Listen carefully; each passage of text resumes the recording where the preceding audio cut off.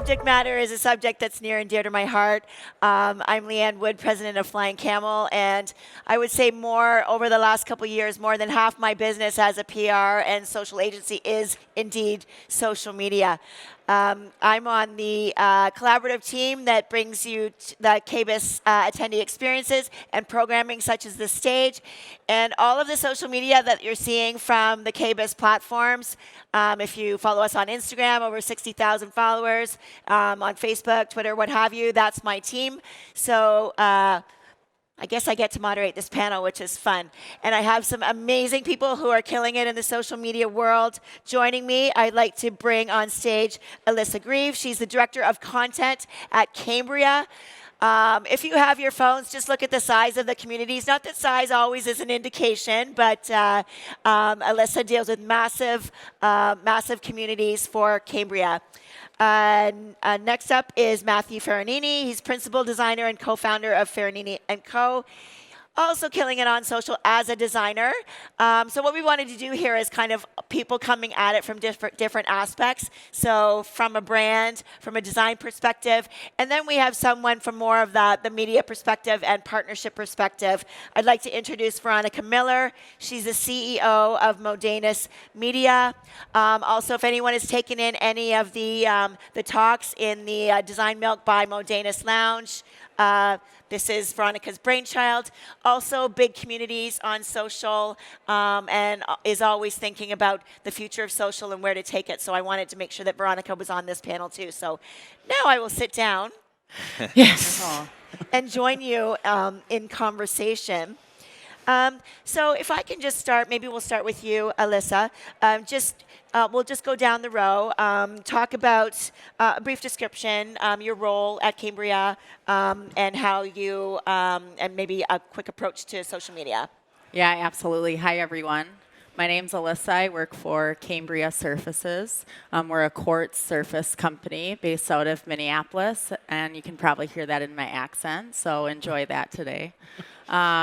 We're on social media on all platforms. A personal favorite platform of mine is Pinterest, and I look forward to sharing more about our strategy with you today. Excellent. So my name is Matthew Ferrarini. I am a kitchen and bath designer. I own a boutique showroom, and I'm also a design business coach. But my main platform that I use is Instagram, and I also look forward to sharing some strategies and tactics with you guys for that. And I'm Veronika Miller, CEO of Modenus Media. We own the design directory, Modenus.com, as well as the influencer network, Design Hounds. And quick plug, right after this, we're going to have the Design Hounds Influencer Awards here on the stage, so stay for that.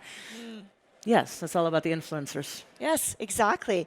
Okay, so you mentioned, did you mention your platform of choice? What's your favorite? Oh, my platform of choice. Okay, so it's weird. I actually really like Facebook. Yeah. Sorry. Yeah. Am I the last one here? I like it. I like it because of the Facebook groups. We do really well there. And I want to dive into that a little later because you've been really making an impact in that private Facebook group lately, and that's relatively new, right? That's a new thing. So that's great. Show of hands, who likes Instagram the best? Who's a Facebook fan? What about Pinterest? I like Pinterest. Is it? Yeah. Okay, that's cool. And maybe we can discuss if Twitter is still a thing, but I think it is. I do. So, yeah. That's great. Okay. So let's start talking about, we wanted to have this discussion because we get so many questions all the time. And one thing that we hear from designers is kind of, how do you keep up? There's so many changes, and there's been changes in the media landscape over the last couple of years. I happen to be an early adopter. I think when you look back, your Facebook memories from like 2007 and 2008 kind of thing. I was actually in an iVillage group. That was my first thing. Did anyone remember iVillage when you used to go on forums? Yes, yeah. You were on a computer-related thing? What? Yes, yeah. So interestingly, I joined a group called September 99 moms when I was pregnant with my 20-year-old daughter. So I've been kind of online since then.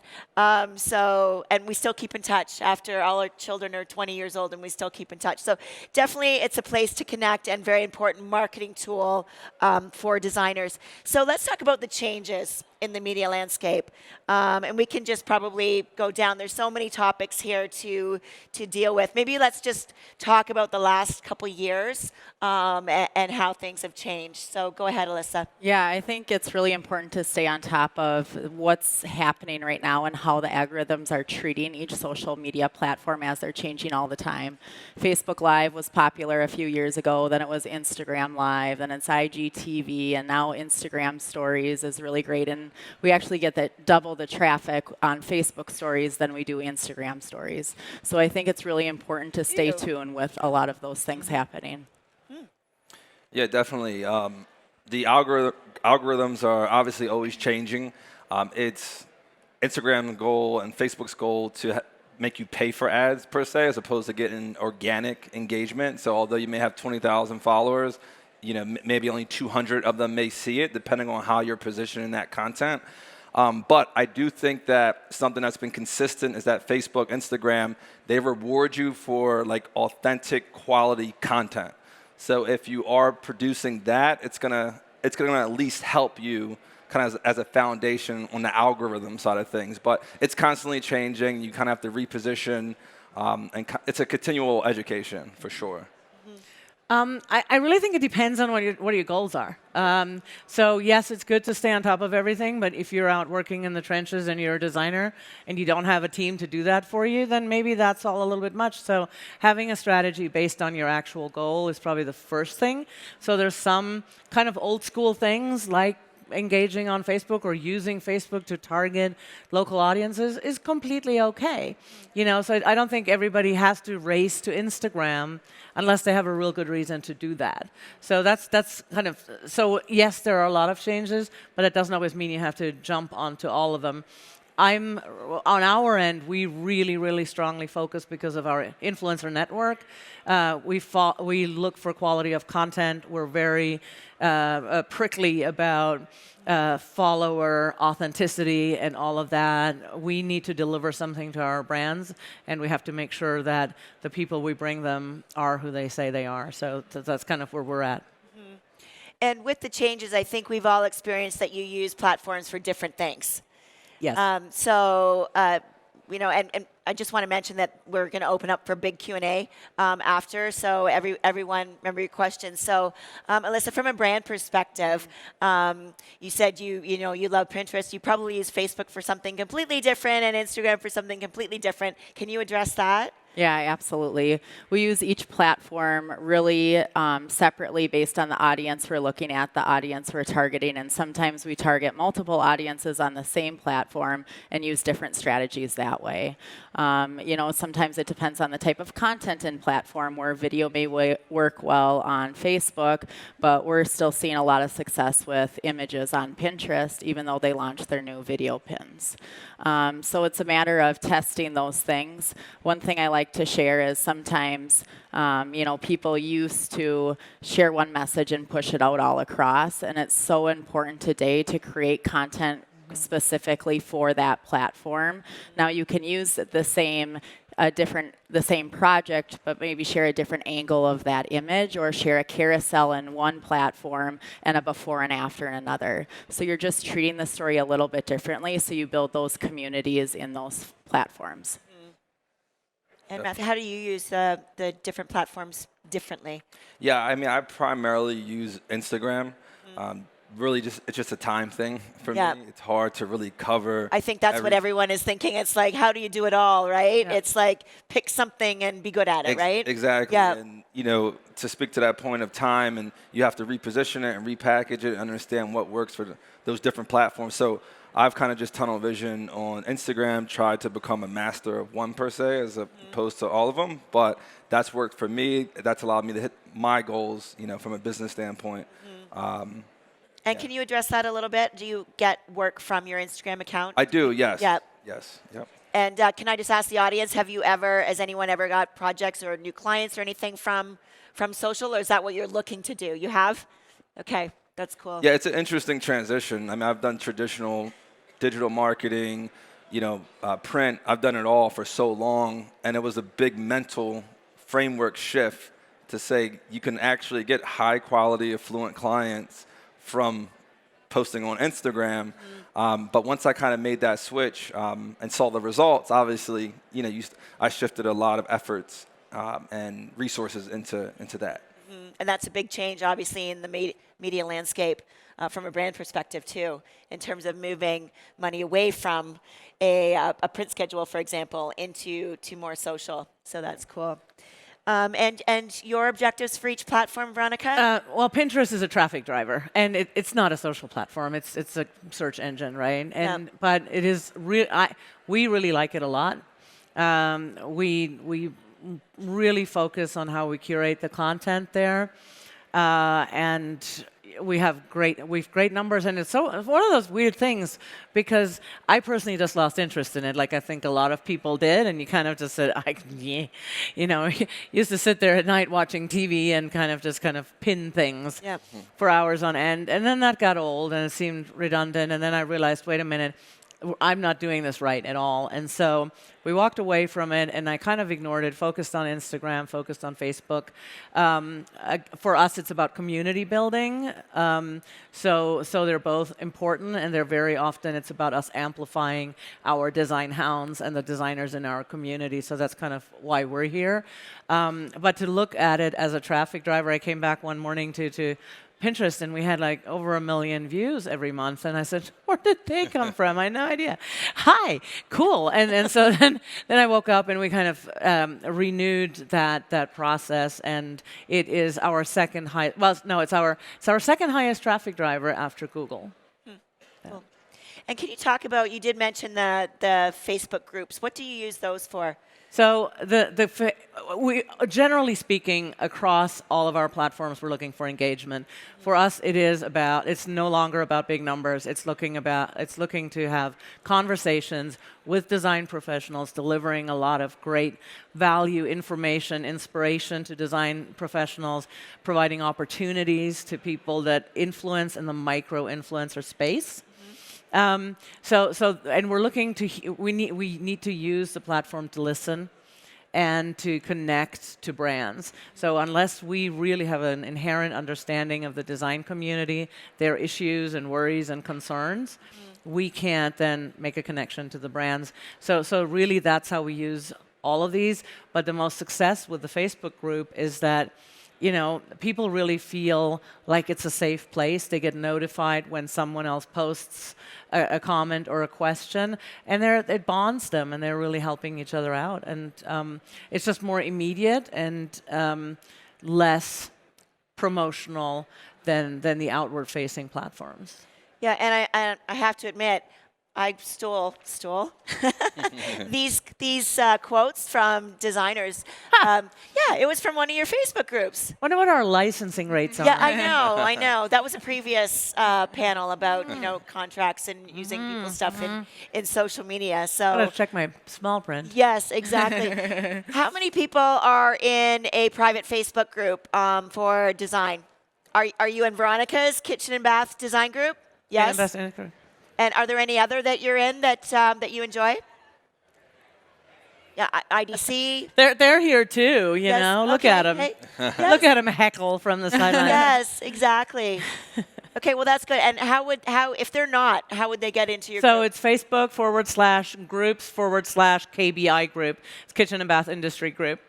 And just this last year, we really kind of put a lot of focus on it. We have a number of subject matter experts that we invite to speak as our gurus. So we've got Scott Kohler being our tech guru. We have Jamie Gold as a wellness guru. And what we're asking of gurus that are participating in the group is to maybe once a week post something that is of particular interest to them in their niche and share that with people. So there's a bit of an information flow that's just a regular add-on, and then the rest is conversation, whether it's project troubleshooting. And I will say, I think we're one of the very, very few groups that invites manufacturers designers, everybody. Brands cannot promote, but they can talk. And that is a very interesting challenge to get them to do that. Yeah.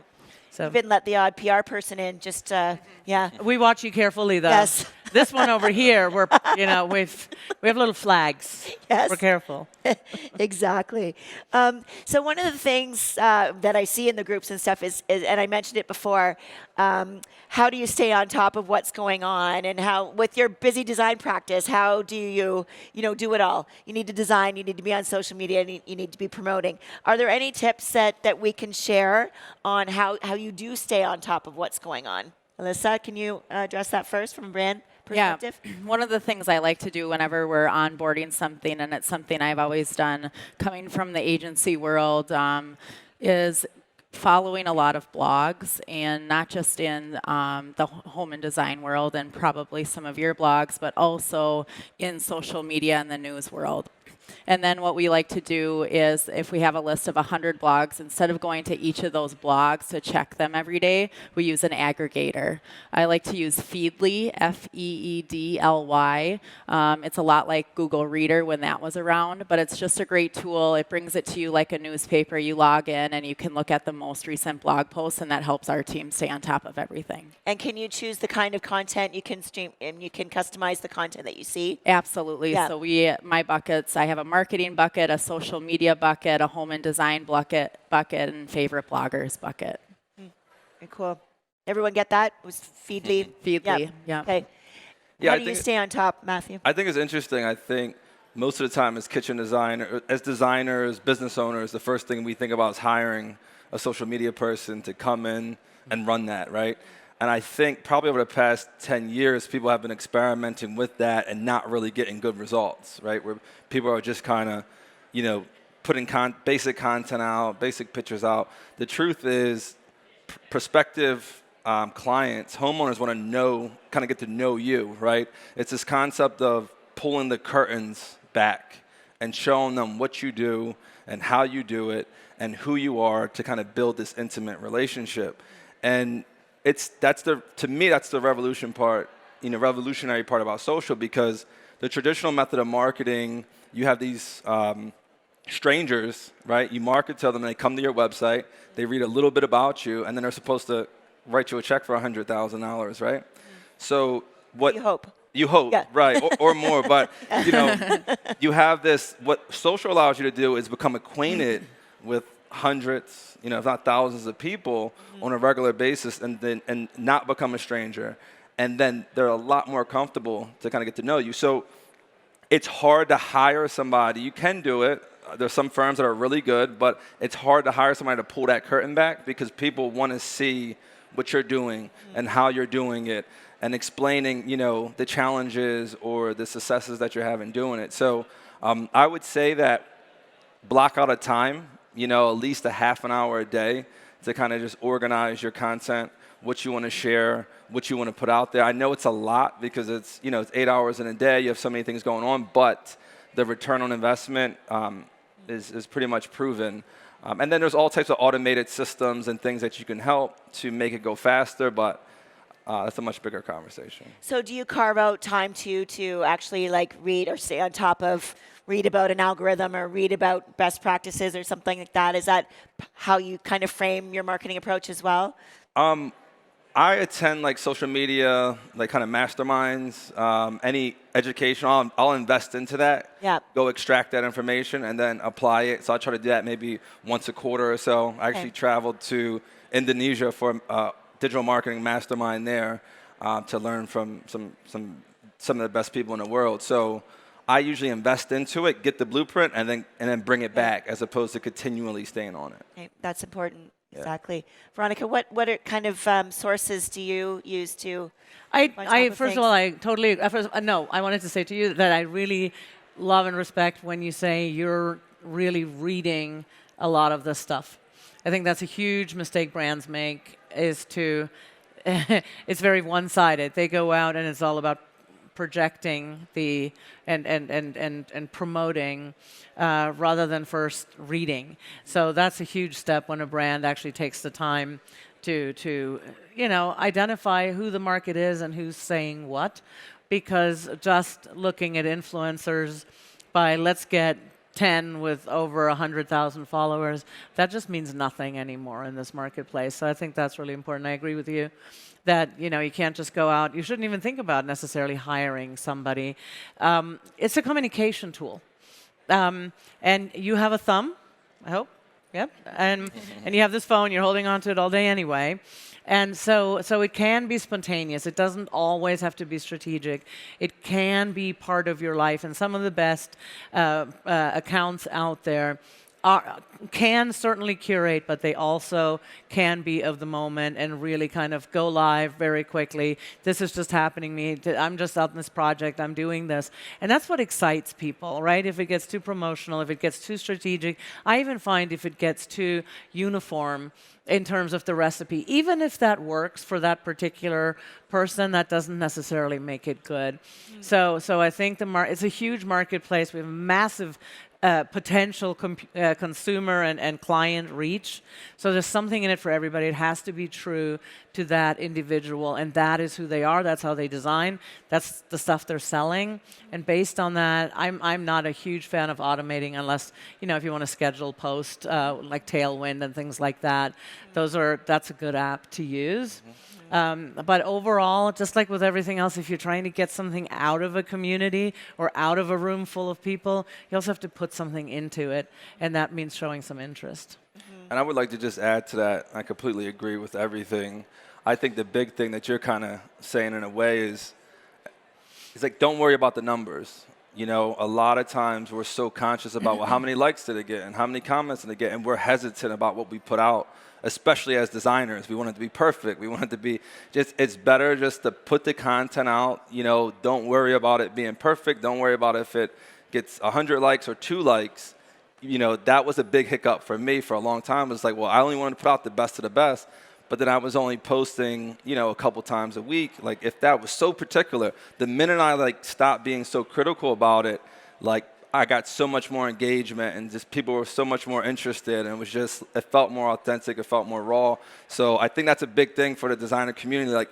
This isn't one of our designs, right? You're just kind of communicating, to speak to Veronika's point. It doesn't have to be perfect. It's better, to get it out there, be authentic, raw, than, worrying about the numbers and if they're going to like it. And that has a lot to do with our own insecurities and our own, which is a whole other thing. But I'm telling you, commit to posting and just put it out there, and ultimately you'll be able to hit those goals that you're looking for.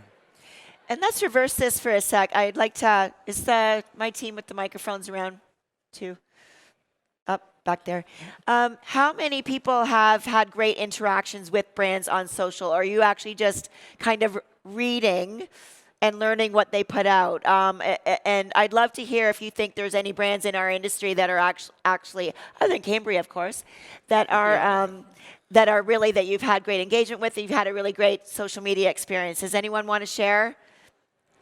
Here? Oh. Yep. You can say that again. Sorry, I have Give it a microphone. mic. I have to say, Pat Cans, Yep. yours is amazing. I follow every post she does. It's so personal. I have gotten to have such a great relationship with you, and I buy the product because of your people. Awesome. I think employee advocacy is one of the best ways to do social as well. Yeah. Pardon? Yeah. Oh, no, I did not plant her in the audience. Okay. And it's an American-made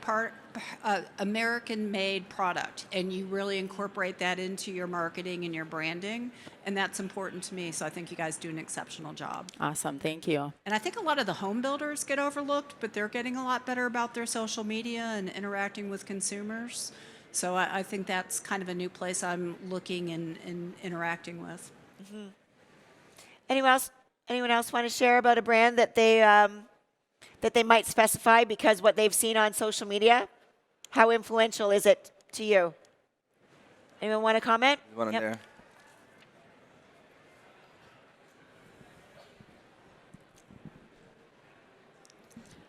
Yeah, I found. Sorry, I have no voice after being here. We're here from Monday, so I actually found bicycle glass. It's recycled glass. They do beautiful handmade here in the U.S., and I love specifying them for my kitchens. I love using recycled material, handmade materials, and local here to the U.S. So they really do all that, and they have fabulous customer service. And yeah, I found them through Instagram. Okay, that's interesting. Anyone else want to share? And who has specified directly from seeing something on social media? Show of hands. Yeah, that's great. Okay, so it's worth it, right? I think so. Yeah. Okay. Okay. So we talked about you've seen these things happening or in the background. I'd like to talk a little bit right there. Look at that cue, influencer marketing. I know that that's a big kind of buzzword in the industry right now. And Veronika, I think you've been doing that for many, many years. I'd just like to talk maybe about the importance of that, how you approach it. I think probably everyone out here would like to be an influencer, but how does that happen? How, as a brand, do you choose who you want to work with? Yeah, absolutely. Great question. We do work with some influencers, and even internally, there's been a lot of education around influencer marketing, what that is. And as leadership changes, you have to re-educate. And some people believe in it, and some people don't believe in it yet. And so it's still a growing trend, but it's one here that has been for a while. And there's different levels of influencers. There's influencers with very large communities and influencers with very small communities. And it's all about, being authentic and making their communities actionable.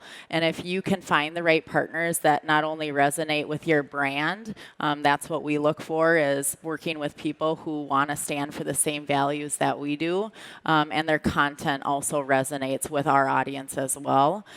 We do audit our influencers before we do anything with them, and make sure we partner closely with our PR team to make the most of the relationship. Matthew, did you want to comment on that? Do you partner with brands? Who do you work with, and how did they find you, and why they wanted you as an influencer? Sure, yeah. I think that, I just did something recently with Monogram Appliances, and they were really interested in my, first of all, the design abilities, right? Like what you can actually do. Does your work reflect what may be consistent with their brand? Obviously, if it's a luxury company and you're doing mass market work or vice versa, it may not be a good fit. Also, as an influencer, you want to consider brands, because I get offers all the time, but every brand isn't a good fit for my brand, right? But more or less, it's a great thing to balance amongst running your own design business, right, and dealing with your everyday business. And I would say it's maybe about 10% of what I do in terms of like influencer marketing, because my main goal is to be able to take care of my clients and so forth. But it's fun, it's interesting, it's a great way. It's another stream of revenue, obviously. Mm-hmm. It's also a way to supercharge what you're doing. Like Monogram's putting out this whole project that we did together on their platform, so you're getting exposure. You're getting some really nice perks along with it. So it's ideal, and those perks run the gamut. So I would say, why not? Yep. If you're approached from a brand and you have the same values, exactly. Yeah. Definitely something great to get involved in. Veronika, do you want to comment on the importance of influencer marketing in 2020, beginning of the decade?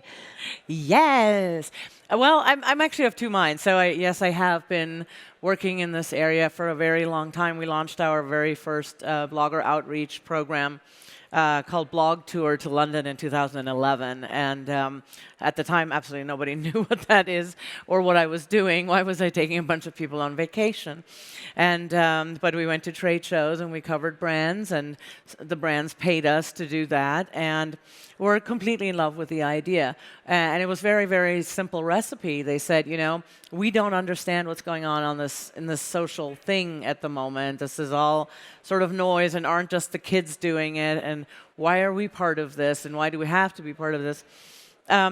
But then they said, you took these online eyeballs, you took this community that's sort of sitting at home with kind of bated breath and literally tuning into that hashtag every morning.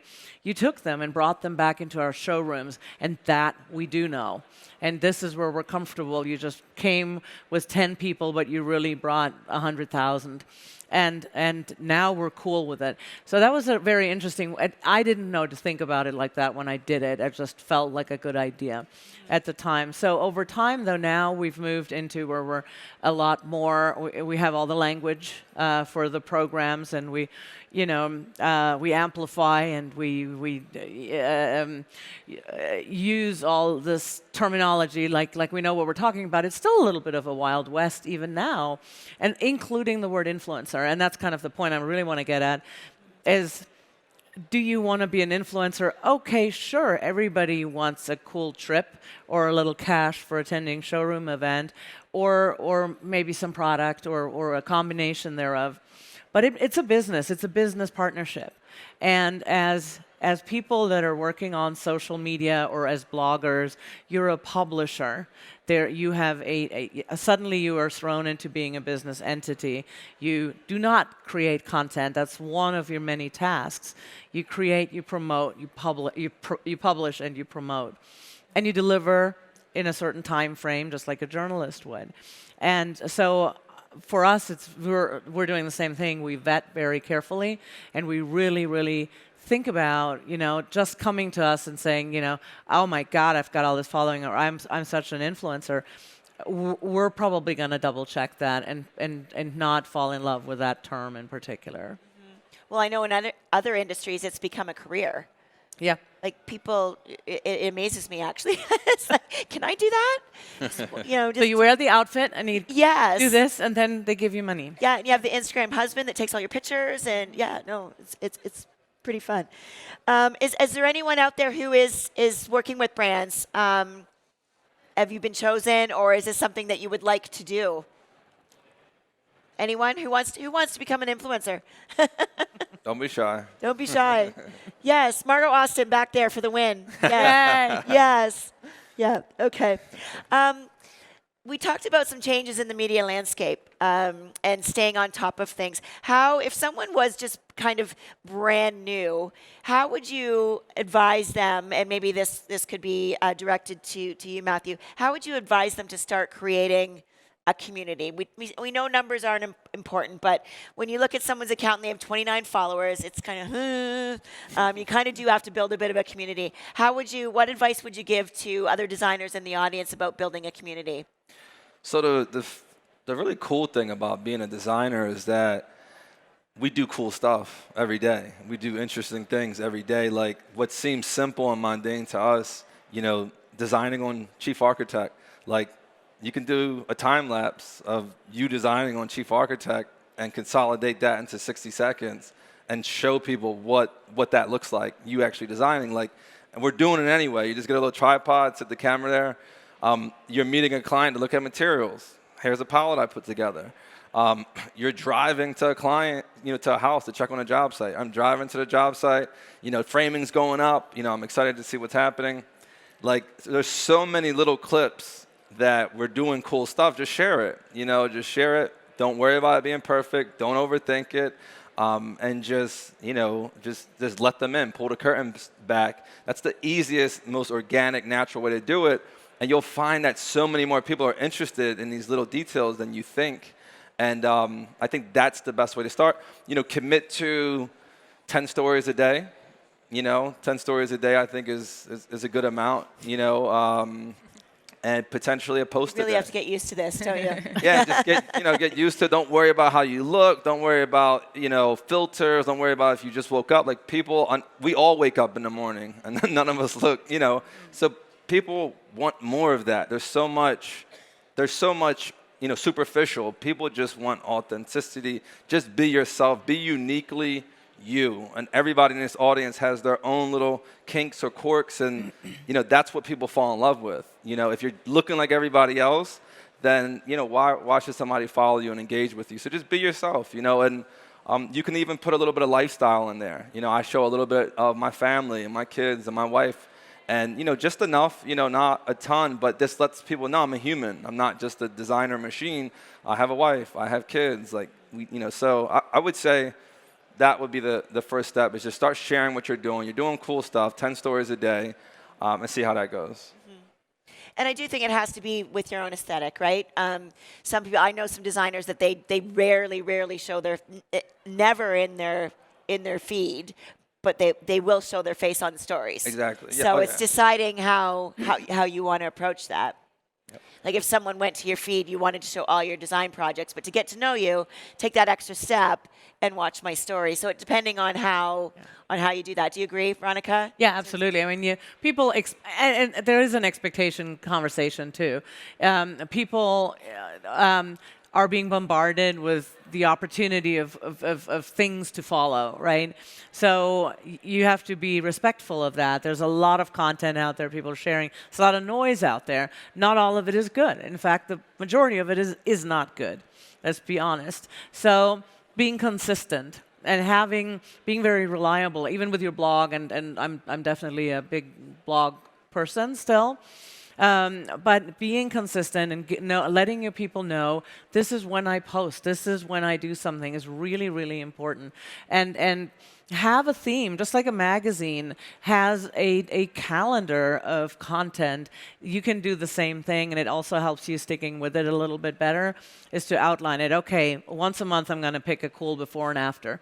This is my day. It might be a Saturday morning, so that people, we had a great talk yesterday about social media in the DMM Talks Lounge with Carla Aston, who's an amazing and very successful blogger, and that's her thing. She writes her blog Saturday mornings. It's a long-form blog. It's about something that's very important to her every Saturday, and then the whole thing goes directly, it becomes a newsletter and goes to her newsletter list. And people reply to her and say, I have coffee with Carla every Saturday morning. That's my thing. So kind of standing out and having these points that people can kind of cling to is really important. And again, like you were saying earlier, it isn't about the numbers. 100 or 500 followers of the right people are going to be better for you as you create, a bigger clientele.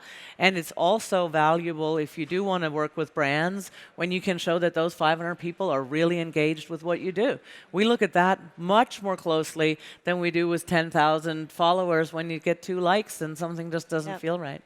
I think, too, it's about, not just sharing and pushing out what you want to say, but also being a part of the community and commenting on other people and building that community because, you're showing interest, you're being consistent, you're developing a relationship, and having that conversation online really helps build the community.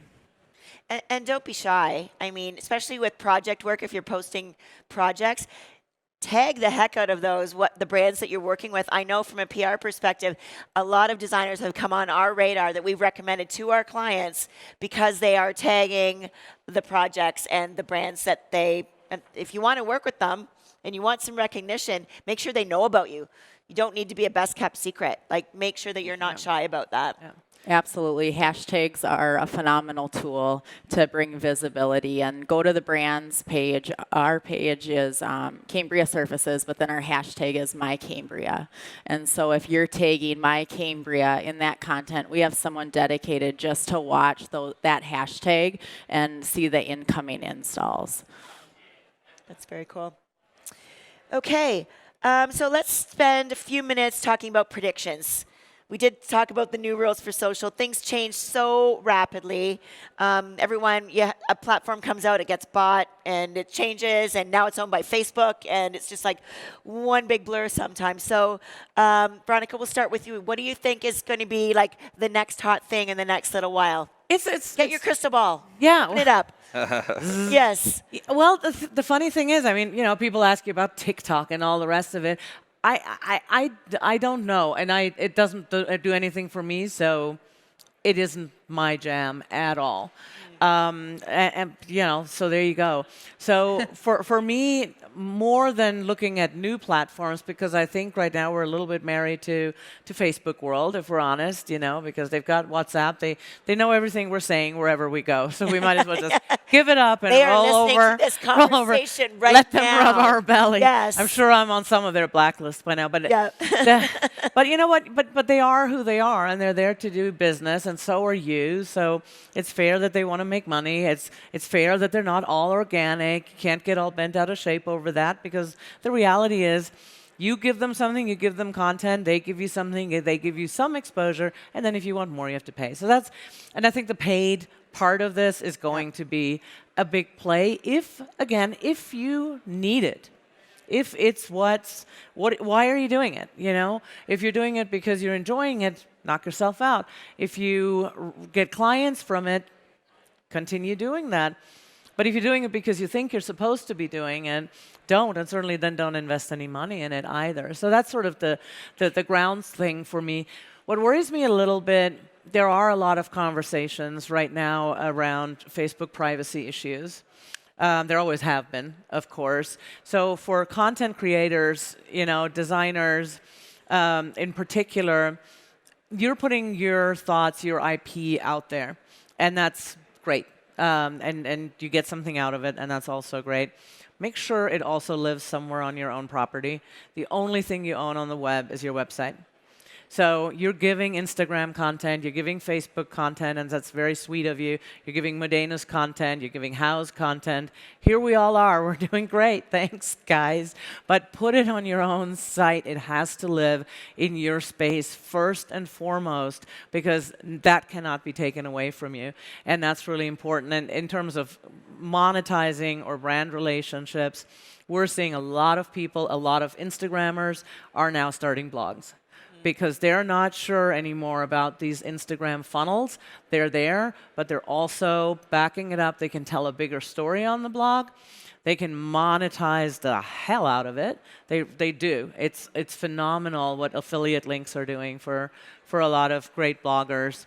There's so much money to be made there that doesn't really work so well on Instagram. So don't forget about your own house. That website is really important. So that's my next decade, is really to kind of encourage that, actually. Okay, so just to frame that, you're talking about the importance of having a blog, an active blog on your own website. Having your own content on your own site. Not just your Instagram feed, showing up on your website. No. Let it live there, whether it's a portfolio, whether it's in blog content, wherever you stick it and whatever you call it, but make sure you still own that, because you just don't know what the platforms will do next. Okay. Matthew, do you want to get your crystal ball out and see what's the future? Yeah, I'll make a big, bold prediction. I think that in a way, Instagram is kind of like Great Britain, and I think that TikTok may become the new Americas.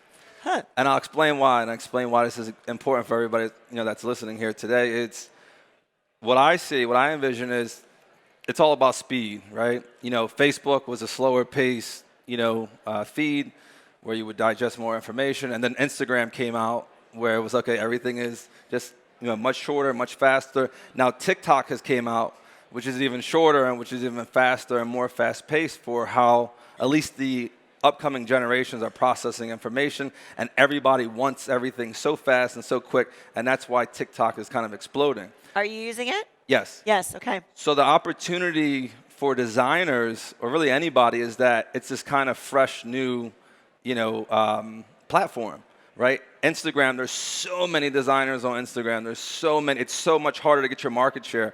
When Instagram first started, you can go on, put a couple hashtags, and you were getting followers left and right. It was just boom type time. But right now, because of these type of conversations, because of influencer marketing, there's a lot of competition in that space. TikTok is essentially new. There's all this opportunity for designers to go on there, explore, show things differently. And I think it's potentially an easier path to gain a much bigger community in a shorter time. So if you haven't been doing Instagram for so long, it's a good opportunity to try something out. I really think it's gonna grow and explode. And eventually, probably Facebook will buy TikTok. Yep. Yes, and it'll all be the same anyway. Yes. But And then you're only reaching 5 people. yes. But the early adopters win, for sure. So. Okay, so blogging and the importance of owning your own space, experimenting with a new platform, maybe thinking about something in a different way. Alyssa, what do you think is, what's your crystal ball say? I would say new tools in existing platforms. There was one example I saw recently where an influencer was monetizing their closed Instagram stories.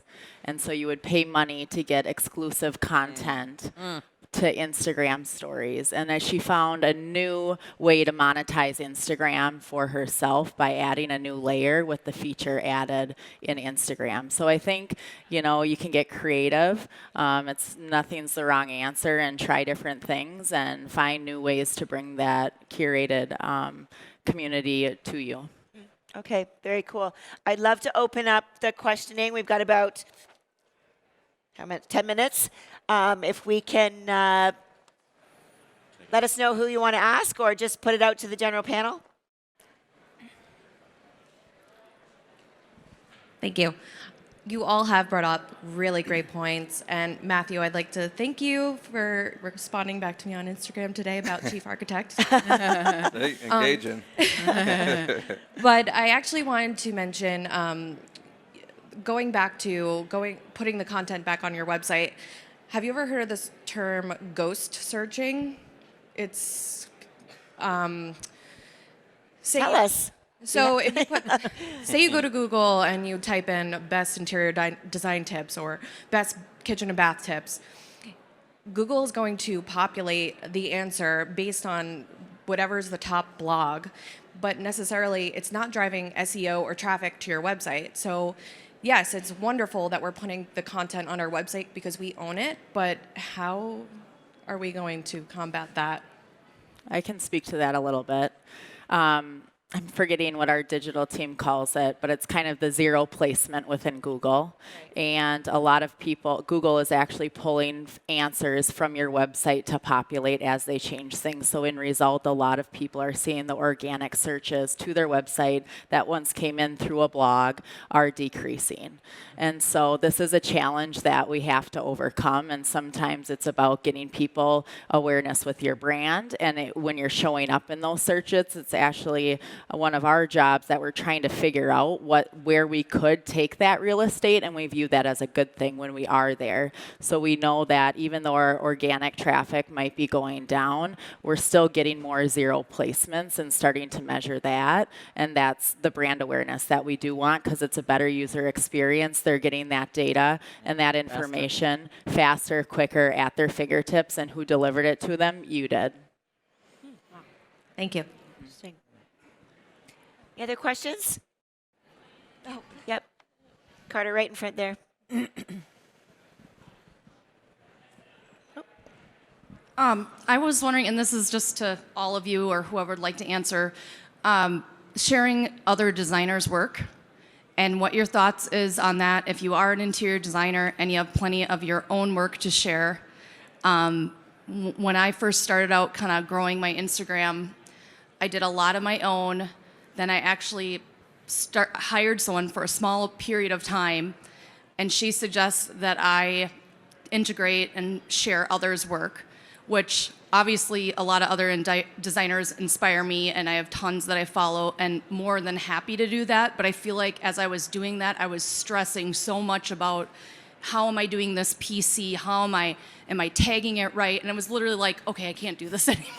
And plus, I think the thing that tipped me to going back to just only sharing my own work was a higher end, high profile client that I worked with sent me a message, and she said, "You have so much beautiful work. Why are you sharing others' work?"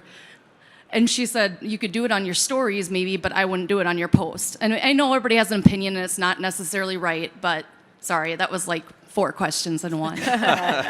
No, and it's interesting that question came up today. We had a panel called The Fine Print, and that was one of the topics was that, like, how do you feel about it? And we had 2 designers on the panel. One said, great, it's more exposure for me as long as I'm tagged.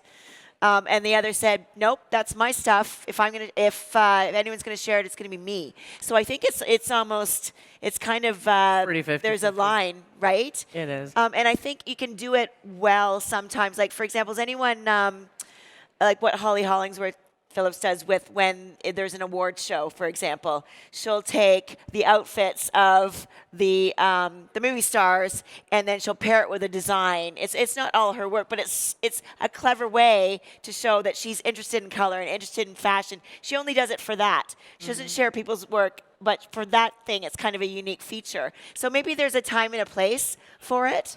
What do you guys think?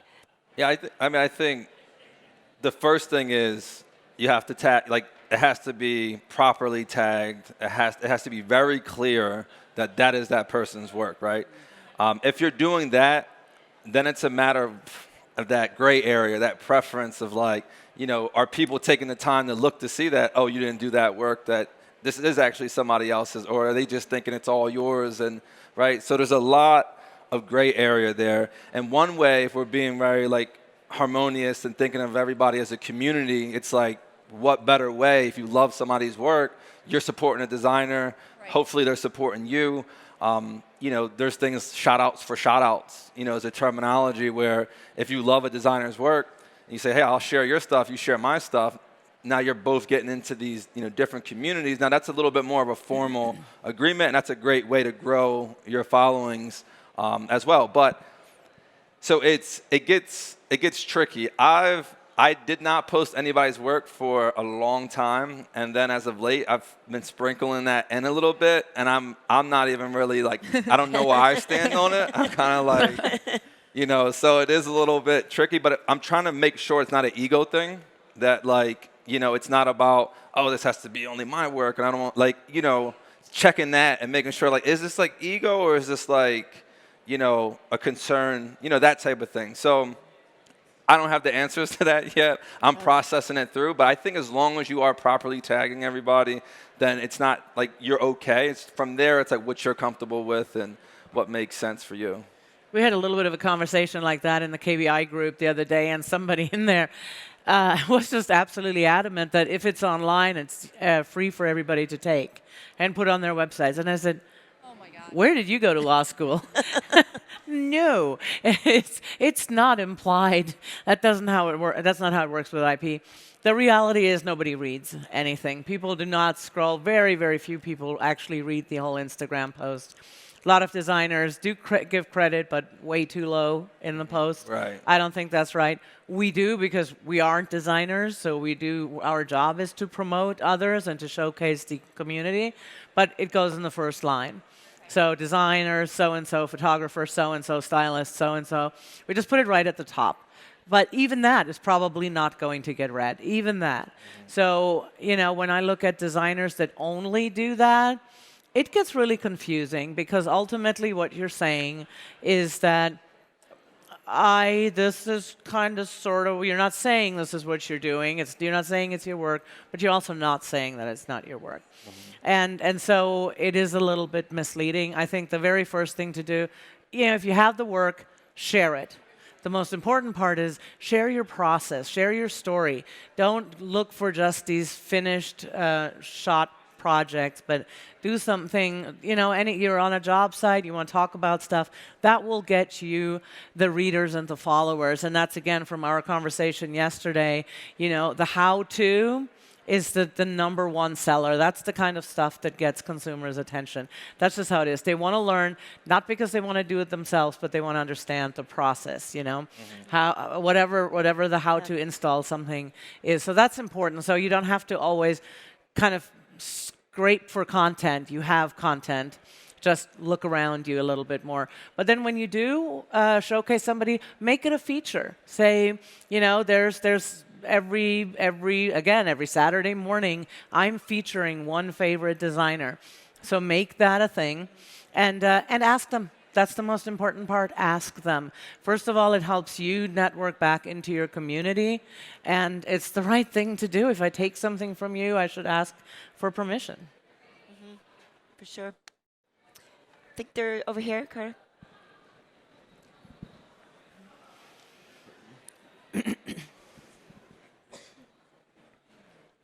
Thank you so much. Kind of piggybacking on that question, so there's a lot of beautiful displays, new products that we're seeing during this whole show that I want to share. What is the best way to share that on social media to say, hey, you know, future clients, I have seen a lot of blue with brass. That's been a huge trend. This is a cool design feature that I've been seeing. How would you appropriately do that? I think the same rules apply, right? Tagging, whatever manufacturer that is. I think you should go nuts with that. I think this is a great, I probably recorded 50 clips, 50-second, 60-second The clips. show and wants you to go nuts with that too. and that's what I'm saying. It's designed to go nuts, right? Yeah. So, you know, I brought my own videographer out. I probably have content for the next 2 months, right?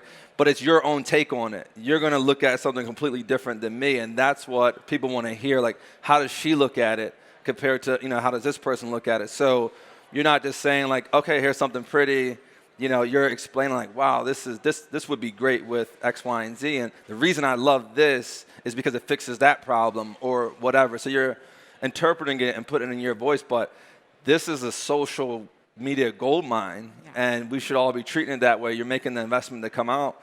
And the brands want you to do it, and you'll probably get influencer deals and everything else. So, like, everybody, when they leave here, just go around and start recording videos. I would say definitely. Hashtag KBIS 2020. Yes. I would say there's the real-time component and then the post component of where you gather your content and then you do a recap, maybe in a blog post, and share your favorite finds or do your top 10 booths that you should visit next year.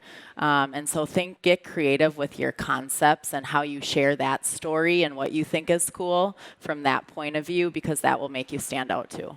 Perfect, thank you. One last question on that. So if I knew a display, but I don't know the designer, how would I go about finding that information to give that person credit? Yeah, I would say you could either ask anyone at the booth if they know, or you could go on a deep dive on, you know, in social and try and figure it out as well. A lot of times when we don't know who to tag, we'll often go on social media and through a few clicks and connections, there's the original photo from the designer. Thank you. Yeah, and also the manufacturers own those designs, right? So it's, you do, most cases, depends on the deal you make with the manufacturers, right? So obviously it's nice if you know who, but at the same time, it is owned by the manufacturers. The designer did a service, executed those services, and now, you know, it is the manufacturer's property. Just so you're not overly worried about it. I think we have time for one last question. Where's our microphone? Do we There have any go, right here. manufacturers in the room? Aside from Cambria, of course. No. Okay, so we have a couple folks. I just wanted to throw one thing out really quick because it just keeps circling through the screen. Cambria, do you guys separate social channels by this is dedicated more to customer service, this is more for sales, this is more for marketing? Do you divide them up? Because I think brands should think about that. Yeah, I mean, there's a lot of different strategies you can take. Some companies use Twitter as their sole customer service tool. We still get a lot of questions through Facebook Messenger and Instagram stories. And so we're connected really closely to our customer service team and have a direct line to them. But it's really integrated across every single platform right now. My question is more of an inspiration kind of a question. I have a lot of older clients, and I've asked all of them, not one of them are on social media. Can you suggest any interesting, fun ways to get them involved, or a way to kind of share this with them in a way that they can wrap their brain around? And if you're not, if your client's not on social media, can you suggest any other ways that it might be helpful for you and your business? Not even Facebook? They're not even on Facebook? They're not, no. My Well, they 85-year-old just don't mother's spend on Facebook. Come Well, on. yeah, their moms probably are. Yeah. A lot of them are like CEOs. They don't have time to do any of that. Yeah, They okay. don't go there. No, yeah, they're too busy. So that's where I'm like, okay, so I'm doing all this stuff for Instagram, and nobody's seeing it. So of my clients, so I'm trying to bridge a gap. And then of course I've got my kids just moved out. I want to redo my house. I've got a lot of those people too, and they're not on social media. So any suggestions or comments? Yeah, I would say it's, then my goal would be not to develop the relationship with the existing clients, because that's how you'll do that other ways, because they're not on the platforms. But then my goal to be on social media would to be generate new relationships and bring in people. And that's what the content you're putting out there and showing is, to bring a different audience in than you currently have. Right. Yeah, I was going to say pretty much it's nice you have that clientele there, but there's a whole nother market for you, right? And there's that fluency there, and there's CEOs there as well. But if you do 15 projects a year and you're busy, then it may not be worth the time investment. From a platform standpoint, I feel like Houzz is kind of a good introductory. Like, there's a lot of people that may not be on Facebook or Instagram, but maybe on Houzz, right? And they can see your. A lot of them, that's where they find me. They're on Houzz, and that's kind of its own platform where they can find inspiration and things like that, and they can see your work and your portfolio. So I think that's a good kind of intermediate step. I use that tool a lot because some of my clients aren't on social either, but I use Houzz as a tool to kind of exchange ideas and things like that. So I'd also say LinkedIn, honestly. LinkedIn is more serious, but the feedback is great. That is indeed where your CEOs are going to live. Since they're now hashtagging, they're still kind of working out the kinks, but it's going to go there. And I think LinkedIn is going to be a big player. I use it a lot. And I get in touch with a lot of brands, and I get in touch with a lot of peers in the industry. When I first started thinking about LinkedIn, I thought, why would a designer go on LinkedIn? What are you doing, just talking to other designers? But you're not. You're talking to business owners. You're talking to CEOs. You're talking to the brands. So it actually is, it's again a different tone of voice altogether. But you should absolutely take a look at LinkedIn. Thank you. Okay, I think we're out of time. That was great. I think, speaking of influencers, I think our next event is something to do with that, Veronika. I think we can segue in. But let's give our panelists a round of applause. Thank you for taking the time to do this. Sounds good.